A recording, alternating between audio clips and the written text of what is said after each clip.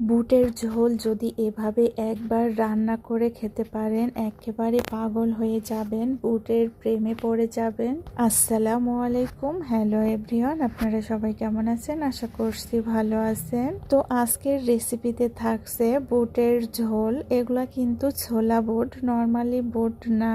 আমি ছোলা বুটগুলি কিন্তু 6 থেকে 7 ঘন্টা ভিজিয়ে রেখে দিয়েছিলাম, একদম ফুলে গেছে। অনেক সময় এই কারণে ভিজিয়ে রাখছি যাতে খোসাগুলি খুব সহজে ছাড়ানো যায়।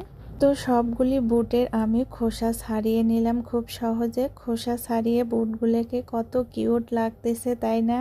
তো এই বুটগুলিকে কিন্তু আমি সরাসরি রান্না করব না, আমি কিছুক্ষণ সিদ্ধ করে নিব।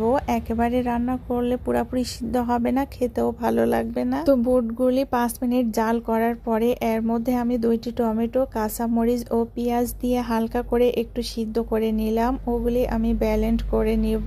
চুলায় আবারও পাতিল বসিয়ে দিলাম। পাতিলের মধ্যে আমি 2টি এলাচ, তেজপাতা, পরিমাণ মতো পেঁয়াজ দিয়ে হালকা বাদামি কালার করে ভেজে নিলাম। এখন আমি দিয়ে দিলাম ব্লেন্ড করে রাখা যে মশলাগুলি। এগুলোর মধ্যে কিন্তু আদা, রসুন, পেঁয়াজ ও যে সিদ্ধ করে রাখা কাঁচামরিচ, সবগুলি মশলা আমি ব্লেন্ড করে নিয়েছি। তো এখানে আমি হলুদের গুঁড়া, মরিচের গুঁড়া, জিরার গুঁড়া সবকিছু পরিমাণ মতো দিয়ে দিলাম, লবণ ভালোভাবে কষিয়ে নিলাম। এখন আমি বুটগুলি দিয়ে দিব। বুটগুলি দিয়ে আমি আবারও কিছুক্ষণ এভাবে কষিয়ে নিব। আমি আদা, রসুন, পেঁয়াজ ও টমেটো যখন ব্লেন্ড করছি তখন কিন্তু আমি হাফ কাপ পরিমাণ এই সিদ্ধ করা বুটগুলিও ব্লেন্ড করে নিয়েছি ওর সঙ্গে। এই জন্যই দিয়েছিলাম যাতে ঝোল গাঢ় হয় আর দেখতেও ভালো লাগে, খেতেও অনেক মজা লাগে। এই বুটগুলি আমি পুরোপুরি সিদ্ধ করব না, গলাবো না, সেজন্যই আমি কিছু পরিমাণ বুট ব্লেন্ড করে দিয়েছি যাতে ঝোল গাঢ় হয়ে যায়।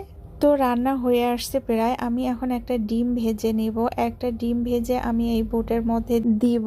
এই ডিম দেওয়াতে কিন্তু তরকারির স্বাদ আরো দ্বিগুণ বেড়ে যায়। আপনারা চাইলে কিন্তু ডিম নাও দিতে পারেন। ডিম দিচ্ছি আমি এই কারণে, আমার ভালো লাগে সেজন্য।